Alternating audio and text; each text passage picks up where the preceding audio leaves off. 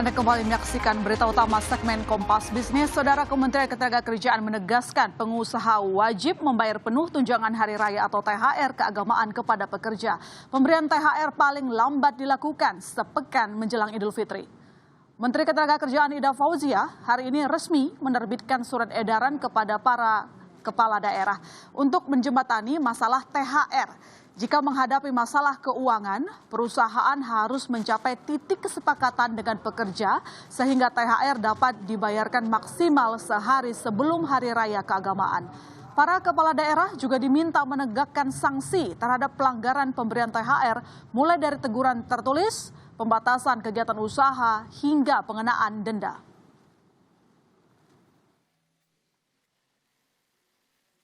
Dan bagi perusahaan yang terdampak kondisi pandemi COVID-19 sehingga berakibat tidak mampu membayar THR keagamaan tahun 2021 sesuai ketentuan yang berlaku, maka perlu dilakukan dialog secara bipartit untuk menyepakati pembayaran. Kalau di sini memang agak ada jeda yang cukup panjang, tetapi setelah kami mempelajari berbagai masukan dari berbagai pihak, maka penundaan itu hanya diperbolehkan sampai sebelum pelaksanaan Hari Raya tiba. Sementara itu, kalangan pengusaha meminta pemerintah membuka opsi cicilan dan penundaan pembayaran THR karena beban sejumlah sektor usaha cukup berat akibat pandemi. Sebaliknya, kelompok pekerja meminta pengusaha mematuhi surat edaran dari Kementerian Ketenagakerjaan soal pembayaran THR. Karena bagi pengusaha-pengusaha yang tidak mampu, ini harus ada opsinya. Opsinya apa? Apakah pertama penundaan, atau yang kedua mungkin dicicil. Nah, kalau dicicil masih ada kemampuan, tinggal sampai kapan.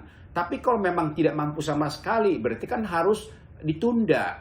Kan tidak mungkin pengusaha itu akan berutang untuk membayar untuk membayar THR. Itu kan tidak mungkin.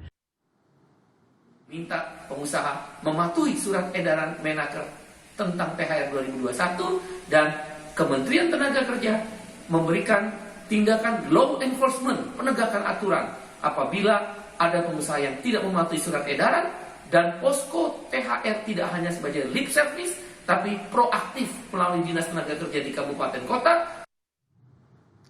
Ya, besar harapan bagi para pekerja agar tahun ini tunjangan hari raya dibayarkan secara penuh. Apalagi jangan sampai ada buruh yang tidak menerima THR sebagai haknya. Mengutip data dari Serikat Pekerja Nasional KSPI menyebutkan masih ada 1.487 karyawan dari 13 perusahaan yang belum menerima THR-nya tahun 2020.